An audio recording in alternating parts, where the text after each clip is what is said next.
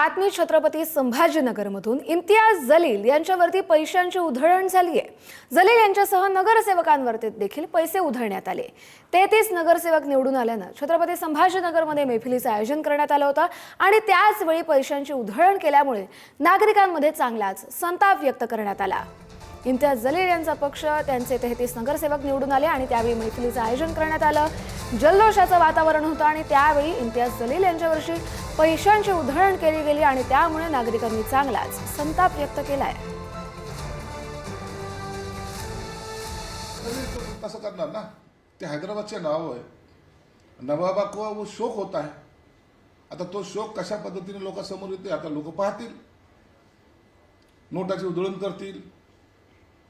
उद्या लखनौहून हैदराबादहून कोणी नाचायला सुद्धा काही घेऊन येतील, त्यांचा डान्सही इथं होऊ शकतो।